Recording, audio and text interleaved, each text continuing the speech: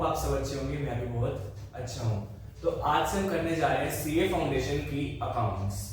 इसके अंदर हम देखेंगे कुछ ऐसे चैप्टर जो ज्यादातर बच्चे छोड़ के जाते हैं या फिर उनको समझ नहीं आता। तो सबसे पहला जो मैं लेक्चर लेके आया हूँ वो आया हूँ अकाउंट्स फॉर इनकम्प्लीट रिकॉर्ड, जिसको हम कहते हैं सिंगल एंट्री सिस्टम।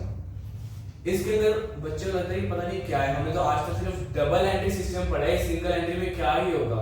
पर जब आप ये लेक्चर देखोगे और इसके बाद क्वेश्चंस करोगे तो आपसे पक्का क्वेश्चंस बनेंगे, और अगर पेपर में आ गए तो आप 5 में से 5 नंबर लेकर आओगे।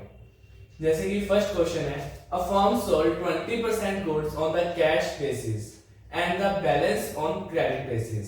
Debtors are allowed 1.5 month credit and their balance as on 31st March 2021 is 1,25,000 rupees. Assume that the sale is uniform throughout the year. Calculate the credit sales and total sales of the company for the year ended 31st March 2022. तो हमें कुछ information देगा वो, मतलब पूरी information नहीं होगी, इसलिए इसको क्या बोलते हैं अकाउंट्स फॉर इनकम्प्लीट रिकॉर्ड, कि हमारे पास पूरी इंफॉर्मेशन नहीं है, हमारे पास जितनी इंफॉर्मेशन है उससे हमको क्या निकालना है, आंसर निकालना है। तो फर्स्ट क्वेश्चन क्या कह रहा है कि एक फर्म है जो 20% गुड्स बेचती है कैश पे और बैलेंस बेचती है क्रेडिट पे, मतलब उसकी टोटल सेल्स होगी 100% सेल्स होगी, उसमें से 20% है वो कैश बेसिस पे है और जो 80% है बचे वो क्रेडिट बेसिस पे है। Debtors are allowed 1.5 month credit, हम डेटर्स को 1.5 महीने के क्या दे देते हैं कि हाँ तुम 1.5 महीने के अंदर हमें पैसे दे देना। On the and the balance as on 31st March 21 is 1,25,000 rupees। हमारा ओपनिंग बैलेंस गिवन है हमें डेटर्स का 1,25,000 rupees। हम एज्यूम करते हैं कि पूरे साल जो सेल्स है वो क्या रहेगी, यूनिफॉर्म रहेगी, मतलब हर महीने हम सेम सेल करते हैं, हर दिन हम सेम बेचते हैं। Calculate the credit sales and total sales of the year. चलो क्वेश्चन करते हैं। तो जैसा कि इसके अंदर हमें गिवन है कि जो हमारा ओपनिंग बैलेंस है वो कितना है 1,25,000 रुपीज का, कि मतलब जो ये ओपनिंग बैलेंस है वो हमारे पास कितने क्रेडिटर्स पड़े हैं अभी जिनसे हमने पैसे लेने हैं, मतलब डेटर्स पड़े हैं। हमको क्या निकालना है, debtors of current year. Find the credit sales and total sales. तो हमको क्रेडिट सेल्स निकालनी है, मतलब डेटर्स निकालने हैं कि पूरे साल में कितने डेटर्स होंगे। तो हमारे लिए एक ना फॉर्मूला है जो मैंने खुद बनाया है, जो बच्चों को समझाता हूं मैं। हमारे पास कोई ना कोई अमाउंट गिवन होगी इनटू हमको जो चाहिए होता है ना उससे हमेशा मल्टीप्लाई करो और डिवाइड में जो होता है उससे डिवाइड करो। कैसे सर, हमें अमाउंट चाहिए, अमाउंट क्या गिवन है हमें 1,25,000 रुपीज। ये क्रेडिट सेल्स होगी, हम ये कितने महीने की है सर, हम अभी ये बताया कि हम 1.5 महीने के लिए देते हैं, तो ये कितने रहेगी 1.5 मंथ के लिए होगी। हमको चाहिए क्या, हमको टोटल क्रेडिट सेल्स चाहिए, मतलब पूरे 12 महीने की, इसलिए हम क्या मल्टीप्लाई कर देंगे 12 मंथ्स को मल्टीप्लाई कर देंगे, इससे हमारे पास क्या आ जाएगा टोटल क्रेडिट सेल्स आ जाएगी। क्योंकि जो ये अमाउंट है ये है कितने मंथ की 1.5 मंथ की, चाहिए कितने की 12 मंथ्स की, इसलिए 125 को हमने 1.5 से क्या कर दिया डिवाइड और 12 से क्या कर दिया मल्टीप्लाई। जब हम इसको सॉल्व करेंगे हमारे पास क्या आ जाएगा टोटल क्रेडिट सेल्स आ जाएगी। इसका मतलब हमारे पास टोटल क्रेडिट सेल्स कितनी है पूरे साल की 10 लाख रुपीस। अब उसने पूछा कि हमें टोटल सेल्स भी चाहिए, ये क्या थी टोटल क्रेडिट सेल। हमें क्या निकालना है, हमें क्रेडिट सेल भी निकालनी है और टोटल सेल भी निकालनी है 31 मार्च 22 तक की। तो इसका फर्स्ट पार्ट का आंसर तो ये आ गया, सेकंड पार्ट का आंसर कैसे आएगा, अब ये हमारी बन जाएगी अमाउंट, हमको चाहिए क्या टोटल सेल्स, और हमारे पास जो है वो क्या है, टोटल क्रेडिट सेल्स। अब ऊपर हमें गिवन था कि 20% जो गुड्स हैं वो हम कैश पे बेचते हैं, इसका मतलब जो क्रेडिट सेल्स होगी वो कितनी होगी, 80% होगी। हमारे को क्या चाहिए, टोटल सेल्स चाहिए। हमारे पास क्या है अभी, क्रेडिट सेल्स। वही चीज, अमाउंट इनटू क्या चाहिए, हमें 100% चाहिए। 100% मतलब हमें टोटल सेल्स चाहिए, और हमारे पास क्या है, हमारे पास 80% है क्रेडिट सेल्स है। जब इसको सोल्व करेंगे क्या आ जाएगा, 12 लाख रुपीस। इसका मतलब हमने कितने टोटल बेची होगी, टोटल सेल्स कितनी होगी ईयर की, 12 लाख रुपीस। तो इसी के साथ बस इतना सा ही क्वेश्चन था। अब हम चलते हैं सेकंड क्वेश्चन की तरफ।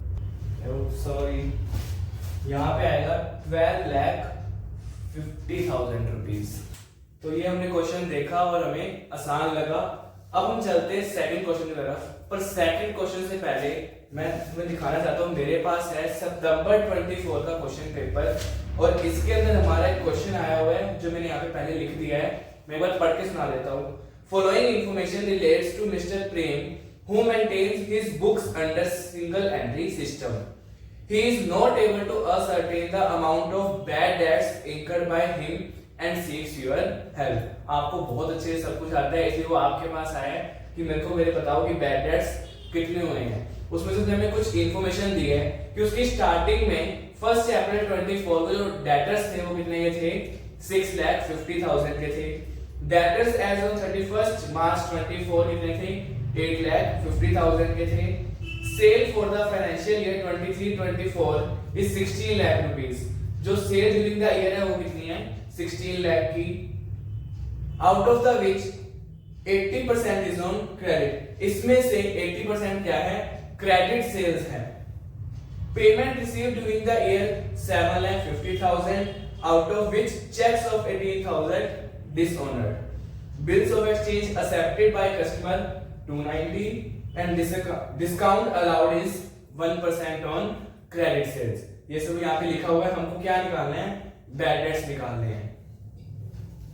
अब इस इंफॉर्मेशन से हमें क्या पता लग रहा है कि सर हमें डेटर्स गिवन है, ओपनिंग भी और क्लोजिंग भी, हमें सेल गिवन है, और हमें ये पता है कि 80% क्या इसमें से क्रेडिट सेल्स है। मतलब जब हम क्रेडिट सेल करते हैं वो हमारे क्या बन जाते हैं, डेटर्स बन जाते हैं। मतलब हमको टोटल डेटर्स गिवन है कि कितने होंगे।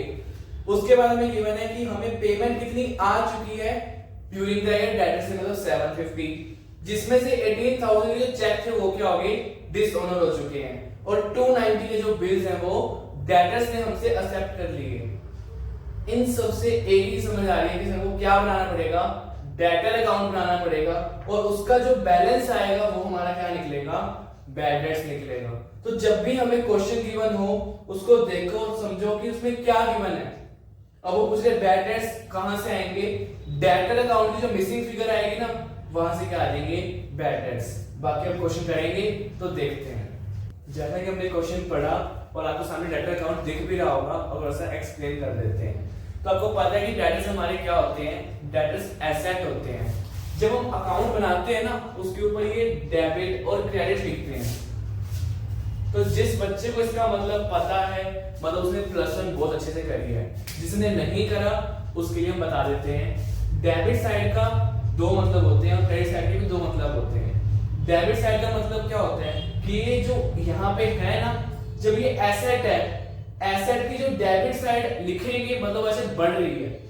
अगर एसेट की क्रेडिट साइड लिखेंगे मतलब वो चीज कम हो रही है। वैसे अगर यहाँ पे लायबिलिटी होती तो लायबिलिटी की जब हम डेबिट साइड कुछ लिखेंगे लायबिलिटी कम हो रही है, और लायबिलिटी की क्रेडिट साइड कुछ लिखेंगे लायबिलिटी बढ़ रही है। इसका दूसरा क्या काम है, ये हमें जर्नल एंट्री बताते हैं कि हमने जर्नल क्या करी होगी। Debtors account debit to balance brought down, debtors account debit to credit sales account, debtors account debit to bills dishonoured. यहाँ पे डेटर्स अकाउंट क्रेडिट हुआ है, क्रेडिट किसकी वजह से हुआ, बिल्स रिसीवेबल की वजह से। डेटर्स अकाउंट क्रेडिट हुआ क्यों, क्योंकि बैंक में हमारे पैसे आ गए थे, मतलब bank account debit to debtors. तो इससे हमारी जर्नल एंट्री बन जाती है और हमें अकाउंट बनाने में भी इजी होता है। अब इसके अंदर हमने वही चीजें लिखी हैं। डेटर्स का ओपनिंग बैलेंस है, एसेट का ओपनिंग बैलेंस क्या होगा, डेबिट होगा, इसीलिए क्या है बैलेंस ब्रॉट डाउन हमने डेबिट से लिख दिया 650। क्लोजिंग बैलेंस 850 है, क्लोजिंग बैलेंस हमने लिख दिया 850। उसके बाद वो कह रहे हैं sales during the year 16 lakh rupees की है, जिसमें से 80% क्या है क्रेडिट सेल्स है। तो 16 लाख का जो 80% है वो क्रेडिट सेल्स हमारे क्या बन गए, डेटर्स बन गए। मतलब क्रेडिट सेल की वजह से हमारे डेटर्स, मतलब इसकी एंट्री क्या होगी जब हम सेल करेंगे, debtors account debit to sales, यही एंट्री भी होगी ना, इसीलिए debtors account debit to credit sales. 60 lakh का 80% कितना होता है 12,80,000। अगर तुम चाहो तो इसको पेपर के अंदर वर्किंग नोट पे दिखा सकते हो। उसके बाद payment receive during the year is 750। अब जब पेमेंट आती है तब मैं एंट्री क्या करूंगा, बैंक अकाउंट डेबिट क्योंकि बैंक में पैसे आ गए, टू डेटर्स क्योंकि डेटर्स देके चले गए, वो हमारे एसेट थे अब वो कम हो रहे हैं क्योंकि उससे पैसे आ गए ना, इसलिए क्या कर रहे हैं क्रेडिट, इसलिए डेटर्स हमारे क्रेडिट हो रहे हैं बाय बैंक कितने 750। उसके बाद हमें गिवन है कि 18,000 के चेक डिसऑनर हो गए। अगर ये चेक डिसऑनर हो जाते हैं तो हम दोबारा तो क्या बना देते हैं, डेटर बना देते हैं, तो डेटर्स डेबिट हो जाते हैं और जो बिल डिसऑनर हो चुके हैं या फिर चेक डिसऑनर लिख दो यहां पे, चेक डिसऑनर अकाउंट क्या आ जाएगा 18,000, क्योंकि जब ये डिसऑनर हो गए तो हमारे डेटर फिर से बढ़ गए क्योंकि अब दोबारा पैसे लेने हैं तो डेटर बढ़ जाते हैं, मतलब डेबिट हो गए। उसके बाद वो कह रहे हैं कि 290 के जो बिल है उन्होंने एक्सेप्ट कर लिए, अब वो हमारे डेटर नहीं है, अब क्या है वो हमारे बिल्स रिसीवेबल है, इसीलिए डेटर अकाउंट हमारे कम हो जाएगा क्योंकि डेटर नहीं रहे, अब क्या बन चुके हैं हमारे बिल रिसीवेबल बन चुके हैं, इसलिए bill receivable account debit to debtors कितने से 290 से। लास्ट में कह रहे हैं कि क्रेडिट सेल्स का 1% तो हम डिस्काउंट दे देते हैं। जब हम डिस्काउंट ही दे देते हैं तो क्रेडिट सेल्स जो हमने करी 12,80,000 की, उसमें से तो हमने 12,800 वाला डिस्काउंट दे दिया, क्या वो हमारे डेटर्स रहेंगे, नहीं, हमने उनको क्या दे दिया डिस्काउंट, इसीलिए डिस्काउंट अकाउंट डेबिट। डेबिट क्यों, क्योंकि ये हमारा क्या है एक्सपेंस है, तो debtors discount account debit to debtors, क्योंकि डेटर्स हमको पैसे अब नहीं लेंगे, हमारा एक्सपेंस हो गया, हमने उनको अलाउ कर दिया। तो ये जो इंफॉर्मेशन थी हमने लिख दी। अब तुम देखोगे तो इस साइड का टोटल है ना वो बनेगा 19,48,000 और जो इस साइड का टोटल है वो बनेगा 19,02,800। पर बैलेंस तो मैच करना चाहिए ना, ये क्या था इनकम्प्लीट रिकॉर्ड, जो यहाँ पे बैलेंस आ रहा है ना उसको हम क्या बोलेंगे बैड डेट्स, क्योंकि बैड डेट्स की वजह से जो हमारे डेटर है वो क्या हो रहे हैं कम हो रहे हैं, इसलिए बैड डेट्स क्या आएगा, क्रेडिट साइड यहां पे क्या लिखेंगे बाय बैड डेट्स अकाउंट, ये क्या है हमारी बैलेंसिंग फिगर, तो कितनी आ जाएगी 45,200 की। इस वजह से हमारा बैलेंस जो है वो क्या हो जाएगा मैच हो जाएगा। तो इस तरीके से हमने अकाउंट बनाया और हमारा जो ये क्वेश्चन था जो हमें पेपर में 5 नंबर के लिए पूछा गया था, इतना इजी क्वेश्चन अगर बच्चे छोड़ के आएंगे तो बस फिर ऐसे ही नंबर काटेगा ना, और बाद में बोलते हैं कि सीए फाउंडेशन की सीए की जो परसेंटेज है ना वो कम हो रही है, तो असली में जो ये परसेंटेज है ये कम नहीं हो रही है, बच्चों ने पढ़ना छोड़ दिया है, बच्चे पढ़ते नहीं है तो पास नहीं होते, पास नहीं होते तो परसेंटेज कम हो जाती है। अब देखो कितना मुश्किल क्वेश्चन था ये, मैं तो बस हो गया। अब चलते हैं थर्ड क्वेश्चन की तरफ, और जैसे कि आप फिर से देख सकते हैं कि मेरे पास है जनवरी 25 का एग्जाम पेपर और इसके अंदर भी सेम सिंगल एंट्री का क्वेश्चन आया हुआ है जो लिख दिया है, फिर भी इसको पढ़ लेते हैं। Following are the details of assets and liabilities of Mr. Sarthak for the year ended 31st March 2023 and 31st March 2024। हमें कुछ बैलेंस और मतलब बैलेंस गिवन है एसेट्स की और लायबिलिटीज के 31 मार्च 2023 के और 2024 के मिस्टर सार्थक जी के। अब ये हमारे पास आए हैं, वो कह रहे हैं prepare statement and affairs as on 31 March 2023 and 2024। मेरे को 2023 की स्टेटमेंट्स ऑफ अफेयर्स भी चाहिए, 2024 की भी। Although find the profit or losses earned by Mr. Sarthak for the year ended 31st March 2024। वो कह रहे हैं कि इस पूरे साल में हमारे प्रॉफिट कितने बने वो भी हमको निकाल के दे देना। अब बैलेंस क्या क्या गिवन है, बिल्डिंग का हमें गिवन है 2 लाख रुपीस, फर्नीचर का 75,000, इन्वेंटरी का 1,05,000, सन्ड्री डेटर्स का 68,000, cash at bank 72,500, cash in hand 2,400। Liabilities के अंदर हमारे पास दो चीजें हैं, लोन एंड क्रेडिटर्स। तो लोन 1,50,000 का एंड क्रेडिटर्स 58,400 के। 2024 के अंदर कुछ बैलेंस गिवन है जिसके अंदर बिल्डिंग और फर्नीचर के आगे उन्होंने क्वेश्चन मार्क दे रखा है और हमें नीचे गिवन है डेप्रिसिएशन ऑन बिल्डिंग हमें लगाना है 5% और लगाना है फर्नीचर पे कितना 10%। तो कहते हैं इतना तो तुम खुद निकाल लो। बाकी इन्वेंटरी का 1,95,000, डेटर्स का 94,000, बैंक पे हमारे पास पड़े हैं 86,800 एंड हैंड में हमारे पास कैश इन हैंड है 3,800। अब जो लोन 150 का था वो कितने का रह गया 125 का, और जो क्रेडिटर्स 58,400 थे वो कितने के अब कितने के हैं 79,500 के। तो इसी के साथ हमने स्टेटमेंट ऑफ अफेयर्स बना दिया। सेम जो इसका फॉर्मेट होता है वो बैलेंस शीट वाला होता है, इसके अंदर कुछ हमें ज्यादा सोचने की जरूरत नहीं है। तो ऊपर लिखेंगे statement of affairs as on 31 March 23 and 24। हम कंबाइन बना देंगे क्योंकि क्वेश्चन में भी हमें क्या गिवन है, कंबाइन गिवन है। अगर वो कहते हैं अलग अलग बनाओ तो हम अलग अलग बनाते, पर क्वेश्चन में हमें कंबाइन गिवन है तो हम बनाएंगे भी कैसे, कंबाइन। अब ये लायबिलिटी साइड है वो एसेट साइड होती है। तो लायबिलिटीज के अंदर हमारे पास लोन बड़ा था 150 का 23 पे और 24 में 1,25,000 का। क्रेडिटर्स हमारे 23 में थे 58,400 के और 24 पे हैं 79,500 के। बिल्डिंग गिवन थी 2 लाख की जिसके ऊपर हमें 5% क्या लगाना है, डेप्रिसिएशन। तो 2 लाख का 5% होता है 10,000 और हमारे पास बैलेंस कितना आ जाएगा 1,90,000। फर्नीचर का हमें डेप्रिसिएशन लगाना था 10% का जो आता है हमारा 7,500। हमारे पास कितना पड़ा अभी 75,000 का, इसमें से अगर हम वो कम कर दें तो आ जाएगा 67,500। देखते जाना सही है।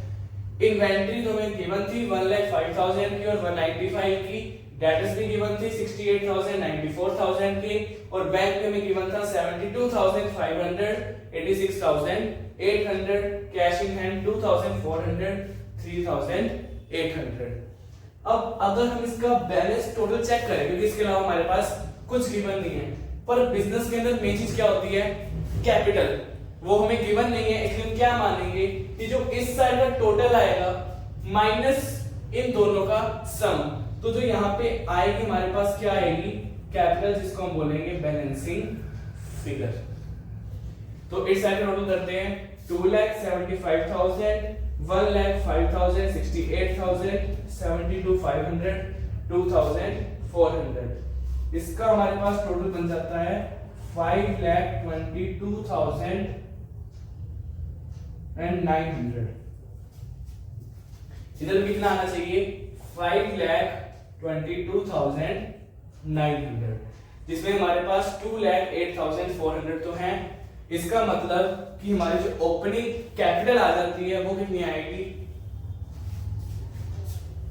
3,14,500 की, ठीक है।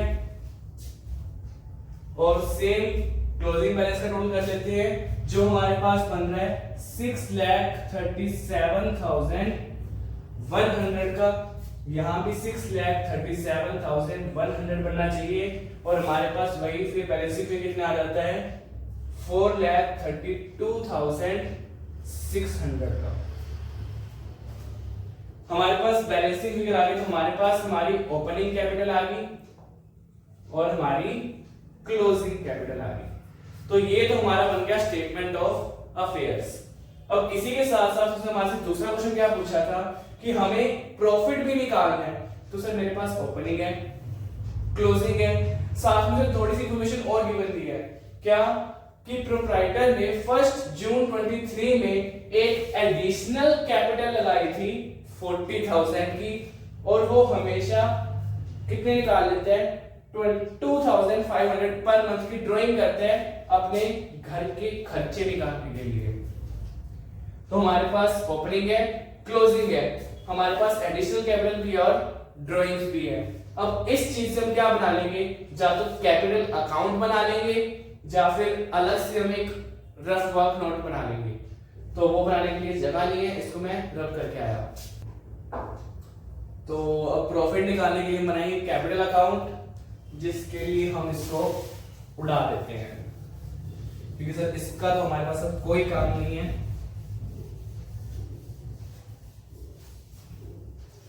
और यहां पे इसके जगह हम क्या बना लेंगे, कैपिटल अकाउंट बना लेंगे।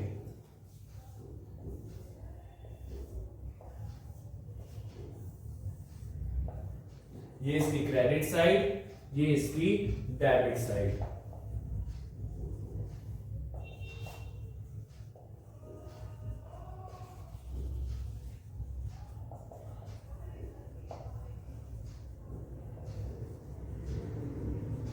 अब जो कैपिटल है ना वो सेम एज लायबिलिटी होती है। अब जिनको पता है तो वो कमेंट कर दो, और जिनको नहीं पता उनके लिए मैं बता देता हूं क्यों। क्योंकि कैपिटल बिजनेस के लिए क्या होती है, एक इनसाइड लायबिलिटी होती है। मतलब प्रोप्राइटर ने या फिर पार्टनरशिप में मतलब पैसे लगा तो रखे हैं बिजनेस में, पर बिजनेस के वो खुद के पैसे नहीं, वो क्या मानते हैं उसको ओनर को वापस देने हैं। इसलिए कैपिटल को भी हम क्या ट्रीट करते हैं एज लायबिलिटी। और लायबिलिटी की तरह ही जब ये कैपिटल बढ़ेगी तो क्रेडिट और कम होगी तो डेबिट होगी। इसीलिए इसका ओपनिंग जो बैलेंस आएगा वो यहां पे आएगा by opening balance brought down. कितना था हमारा 3,14,500 का। इसका क्लोजिंग बैलेंस हम इस तरह लिखेंगे, to closing balance carry down कितना आएगा 432,600 का। अब इसके अंदर उसने एडिशनल कैपिटल लगाई थी, एडिशनल कैपिटल लगाई है तो कैपिटल बढ़ेगी या कम होगी, सर एडिशनल लगाई मतलब और लगा दी, और लगा दी मतलब बढ़ेगी, इसलिए यहां पे आएगा बाय एडिशनल कैपिटल अकाउंट। कितना आ गया सर, उसने लगाए थे 40,000 और लगाए थे तो 40,000 यहां पे आ गया। अब सर वो ड्राइंग करते हैं कितने की 2500 रुपए में, 2500 रुपए महीने की, मतलब 2500 पर मंथ निकालते हैं। पर मंथ निकालते हैं तो साल में महीने होते हैं 12, तो मल्टीप्लाई कर देते हैं, इसलिए आ जाएगा 30,000। सही है, तो उसे 30,000 रुपए निकाल लिए। अब वो निकाले तो कैपिटल क्या हो जाएगी, कम हो जाएगी, इसलिए यहां पे लिख देंगे टू ड्राइंग्स अकाउंट। तो जो पर्सनल यूज के लिए निकालते हैं उसको बोलते हैं ड्राइंग्स, और जो जब हम इमरजेंसी में निकालते हैं उसको बोलते हैं कैपिटल विड्रॉल। ये दोनों में डिफरेंस होता है। जो कैपिटल विड्रॉल होती है ना वो हम कम मर्जी कर सकते हैं और वो हमारी कैपिटल कम कर देती है, पर ड्राइंग्स क्या है, हमने निकाले और सिर्फ साल के एंड में जाके उसका टोटल कम करेंगे, जब निकाल रहे हैं तब उसको कम करने की जरूरत नहीं है। तो टू ड्राइंग्स हमारी कितनी आई थी 30,000 रुपीज। इसके अलावा कुछ गिवन नहीं है तो इसका हम टोटल कर लेते हैं। सर इस साइड टोटल बन रहा है 462,600, पर इस साइड तो नहीं बन रहा, इस साइड नहीं बन रहा, मतलब बाय में कुछ आया होगा। बाय में क्या आया होगा जिससे क्रेडिट, हमारी क्रेडिट साइड बढ़ गई, मतलब कैपिटल बढ़ गई। कैपिटल बढ़ने का एक ही कारण होता है हमारा प्रॉफिट, कि सर हमें प्रॉफिट हुआ होगा तभी हमारी कैपिटल क्या है, बढ़ रही है। तो यहां पे लिख देंगे बाय P&L या फिर प्रॉफिट, जो भी तुम लिखना चाहो, या फिर यहां पे लिखेंगे statement of affairs. By statement of affairs, P&L, जो भी लिखना चाहते हैं, ये हमारा क्या आ जाएगा, ये प्रॉफिट आ जाएगा और क्या आएगी ये बैलेंसिंग फिगर। यहाँ पे इक्वल लिख देंगे 462,600। इसका टोटल बन रहा है अभी तक 354,500, जिसमें से माइनस कर देंगे, हमारा आ जाएगा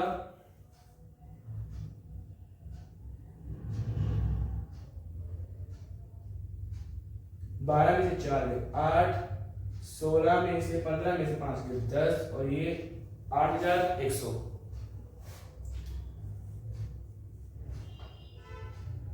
कुछ गलत कर दिया,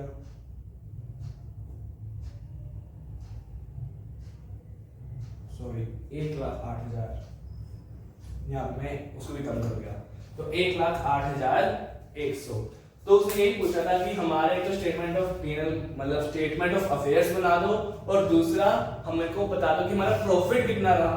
तो सर पूरे साल में प्रॉफिट कमाया है 1,08,100 रुपए का। होप आपको समझ आया होगा। इसी साथ चलते हैं नेक्स्ट क्वेश्चन की तरफ। ये बुक के अंदर प्रैक्टिकल क्वेश्चन नंबर 3 है।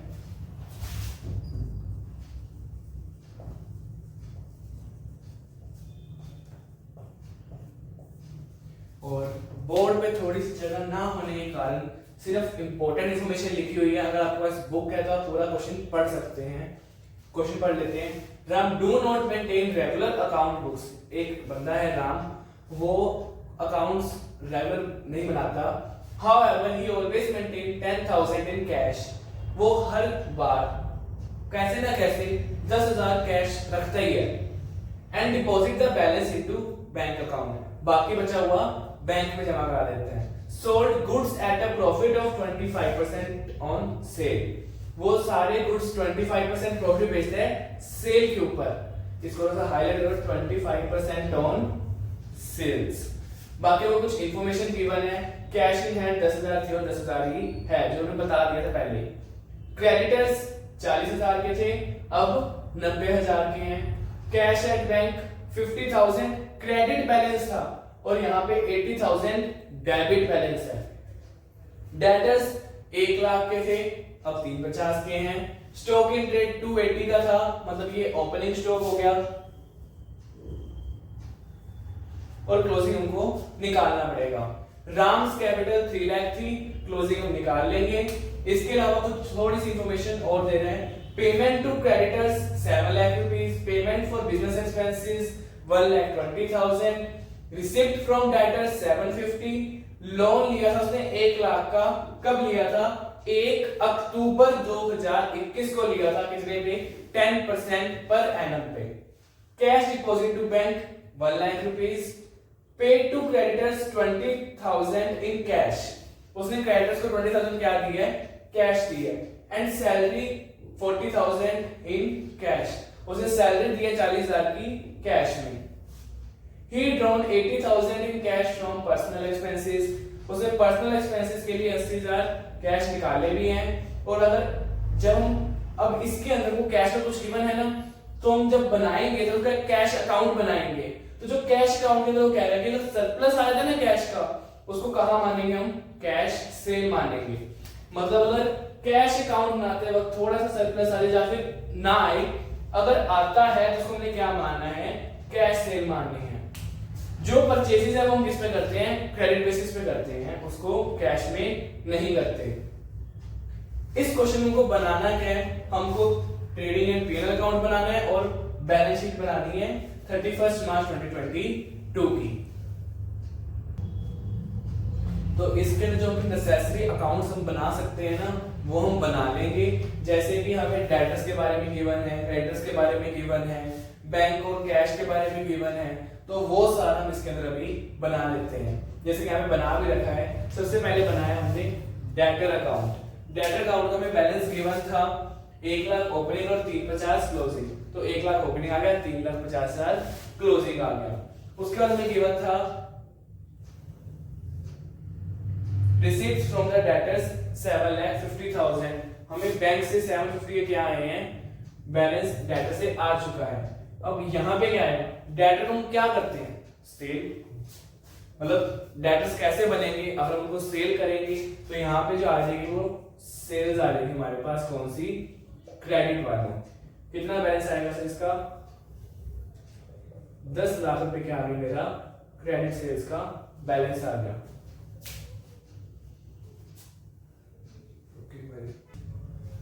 ठीक है, तो यहाँ पे मैंने डेटर अकाउंट बना लिया जिससे हमारी क्रेडिट सेल्स आ गई। सेकंड नंबर पे हम बनाएंगे क्रेडिटर अकाउंट। क्रेडिटर के हमें गिवन था 40 ओपनिंग और 90 हमारी 90,000 कितनी है क्लोजिंग, तो 40,000 ओपनिंग आ गया, 90,000 क्या आ गई, क्लोजिंग आ गई।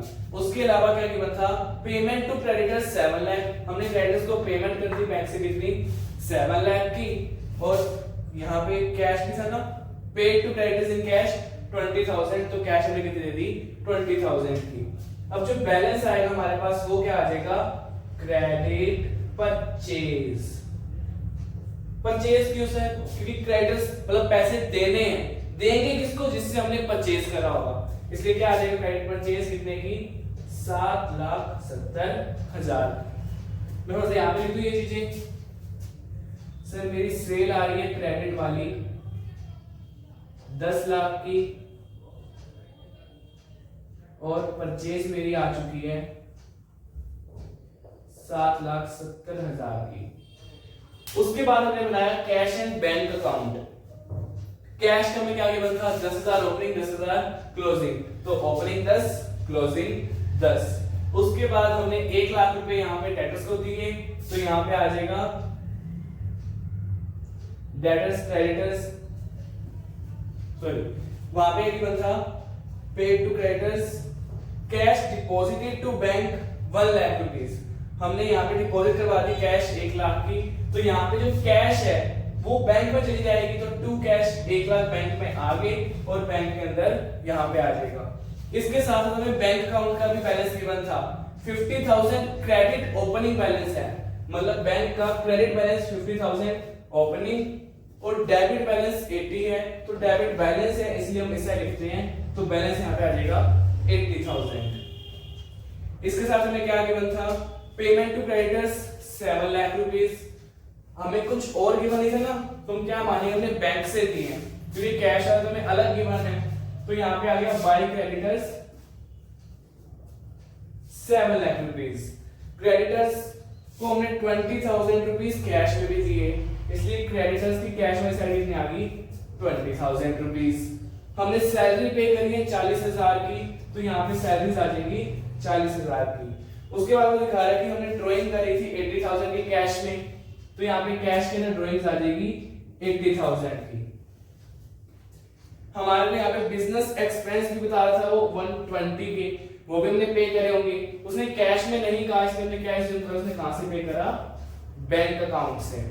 तो यहाँ पे बैंक का, उसने बैंक से एक लोन भी लिया था, कितने का, 1 लाख का, वो यहाँ पर हमने उसको दिखा दिया, और डेटर से हमको 750 आए थे, वो हमने यहाँ पे दिखा दिए 750 आ चुके हैं। अब जब इसका टोटल करेंगे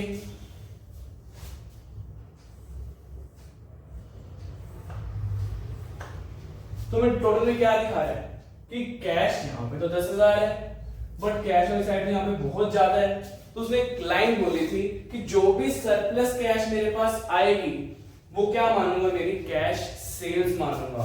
तो यहाँ पे क्या लिख दूंगा, टू कैश सेल्स, जो की है 2,40,000 की।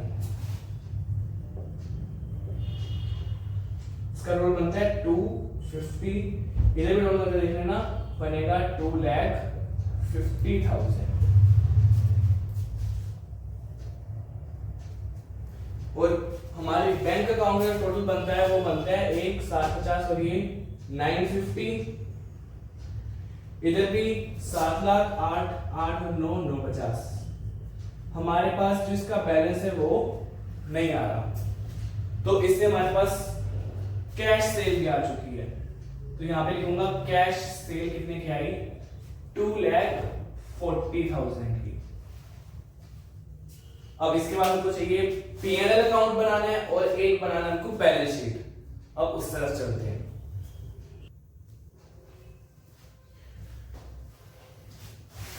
इसी के साथ हमने जब डेटर अकाउंट, क्रेडिटर अकाउंट और कैश एंड बैंक वाला अकाउंट बना लिया, हमारे पास कुछ फिगर्स आ गई। इसकी हेल्प से बनाएंगे ट्रेडिंग एंड पीएनएल अकाउंट और लास्ट में बैलेंस शीट। तो ट्रेडिंग एंड पीएनएल अकाउंट सबसे पहले चाहिए ओपनिंग स्टॉक। तुम्हें सबको फॉर्मेट पता है, तुम मिलाना करके आए हो। तो सबसे पहले ओपनिंग स्टॉक हमारा यहाँ से आ जाएगा। तो स्टॉक इन हैंड हमारे पास 1 लाख का था, सॉरी नीचे 280 का था ओपनिंग स्टॉक, वो यहाँ पे आ गया। 2 परचेजेस हमने परचेजेस निकाली थी, यहाँ पे 770 की वो आ गई। क्रेडिट सेल्स हमारी थी 10 लाख की और कैश सेल हमारी आई थी 240 की, वो हमने यहाँ पे लिख दी। टोटल सेल आ चुकी है हमारी 12,40,000 की और हमें एक लाइन गिवन थी कि हम 25% ऑन सेल्स पे क्या बेचते हैं, गुड्स। तो हमारा जीपी कितना आएगा इसका 25% यानी कि 3,10,000। पर सर इसका टोटल तो मैच नहीं कर रहा, तो जो बैलेंसिंग फिगर होगी वो क्या मानेंगे, क्लोजिंग स्टॉक, क्योंकि क्लोजिंग स्टॉक हमें गिवन नहीं था। तो यहाँ पे क्लोजिंग स्टॉक आ रहा था हमारा 120 का, जो same as it is balance sheet में चल जाएगा यहाँ पे एज अ क्लोजिंग स्टॉक। उसके बाद हमें गिवन था सैलरी दी थी हमने 40,000 की, बिजनेस के एक्सपेंस थे 120 के। अब एक बात देखना, लोन लिया था 1 लाख का 1 अक्टूबर को 10% पर एनम पे, तो उसका इंटरेस्ट भी देना पड़ेगा। हम 10% करेंगे 1 लाख का, पर लिया कब था, 1 अक्टूबर को, इसलिए सिर्फ 6 महीने का इंटरेस्ट लगेगा, मतलब 5,000 रुपए ये चला गया। जीपी हमें टोटल था 3,10,000 का, इससे हमारा नेट प्रॉफिट आ जाता है 1,45,000 का। अब ये हमारा बन गया ट्रेडिंग एंड पीएनएल अकाउंट। अब बनाते हैं बैलेंस शीट। बैलेंस शीट के अंदर हमें कैपिटल गिवन थी 3 लाख रुपीस की, हमने यहाँ पे लिख दी। नेट प्रॉफिट आया 145 का, लिख दिया। ड्राइंग करी थी 80,000 की, लिख दी। लोन इससे हमारी टोटल कैपिटल कितनी आ गई, 3,65,000 की। लोन लिया था 1 लाख का, पर ध्यान दो तुमने अभी 10% इंटरेस्ट निकाला। इंटरेस्ट क्या दिया हमने, नहीं दिया, मतलब क्या है, इंटरेस्ट पेबल है। तो जा तुम यहाँ पे लिखा दो आउटस्टैंडिंग इंटरेस्ट पेबल 5,000, या फिर लोन के अंदर ऐड करके दिखा दो 1,05,000। क्रेडिटर्स हमें गिवन थे 90,000 के। इसके साथ साथ हमें कैश का बैलेंस गिवन था 10,000 का, हमने वहां पे लिख दिया। 80,000 का डेबिट बैलेंस बैंक का लिख दिया। 350 हमारे डेबिट्स थे, लिख दिए, और स्टॉक हमारा आ ही गया था। इसके साथ साथ हमारी बैलेंस शीट भी क्या होती है, टैली हो जाती है। इसके साथ हमारा क्वेश्चन खत्म होता है और ये वीडियो भी। तो होप आप सबको समझ आया होगा, और अब तुम सिंगल एंट्री सिस्टम से डरोगे नहीं, बल्कि तुम कहोगे ये तो मैं ऐसे कर दूंगा, क्योंकि इसमें कुछ भी नहीं होता, बस जो तुम्हें गिवन होता है ना, उससे तुम क्या कुछ कर सकते हो। मतलब हमें कुछ गिवन था, हम इसे डेटर अकाउंट बना सकते थे, बनाया। क्रेडिट अकाउंट बना सकते थे, बनाया। कैश एंड बैंक अकाउंट बना दिया। बाकी जो कुछ गिवन था हमने कर दिया। मतलब जितनी इंफॉर्मेशन है उसको यूज करके तुम क्या निकाल सकते हो, तुम निकाल दो, वो तुम्हारा आंसर हमेशा सही होगा।